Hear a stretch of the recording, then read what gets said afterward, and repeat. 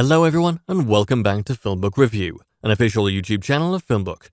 Featured in Google News, IMDb's news desk, and a member of the Critics' Choice Association, FilmBook is an entertainment industry news website that reports on the film and television show industries in the United States and across the world.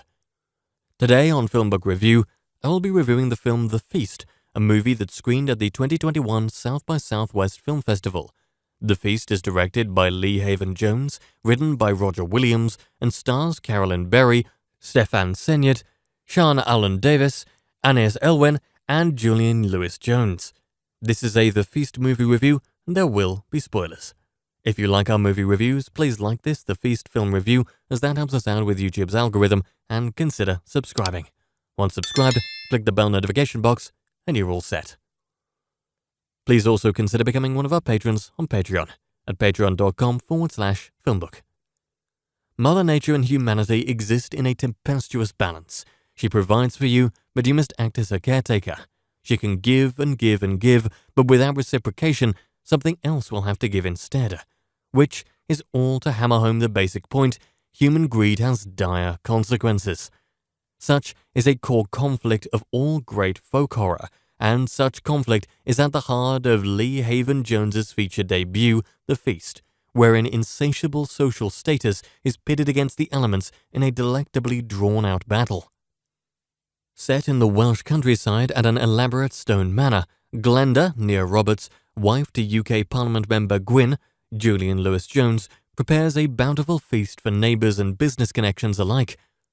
While Glenda toils and Gwyn gets drunk while bragging about his marksmanship, which was really just killing 2 rabbits that were already in a trap, their adult son, former junkie Guto, Stefan Senyet, broods in the den about his lost independence in London.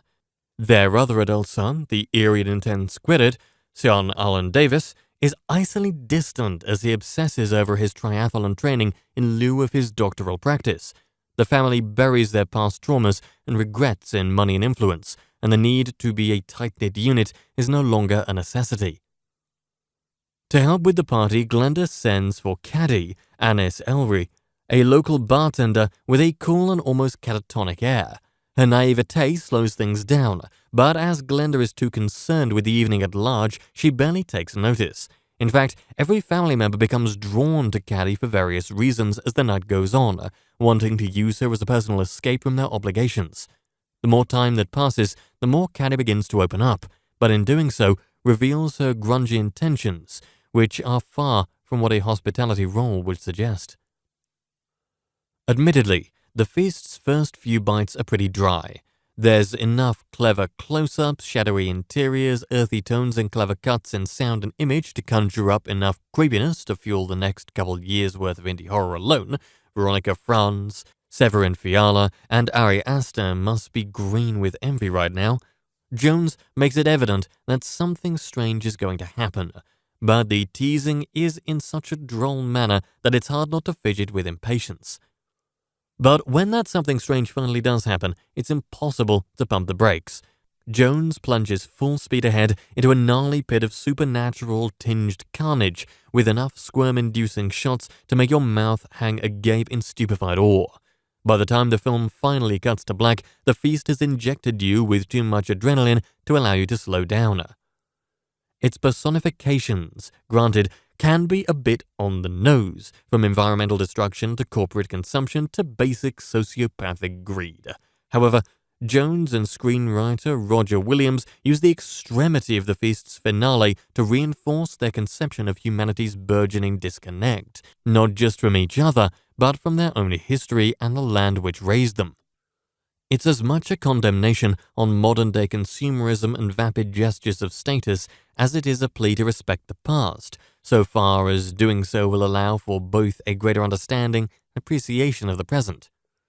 Like the looming environmental crisis on all of our hands will soon lay bare, that is, if it hasn't been laid out bare already, the misanthropic complexities of capitalist greed will be undone by the simple tenacity of nature herself. The Feast is less of a slow burn as it is a slow rot, slowly peeling back the putrid facade of innovation to reveal a festering disdain for our own survival, despite its first course being merely digestible, sticking it out for finale will allow you a delicious dessert. And that brings us to the conclusion of this The Feast movie review. I would love to hear your thoughts on it below in the comments section. If you liked what you heard during this review, please like this video and subscribe to the channel. Thank you for viewing, and you can watch one of these reviews next.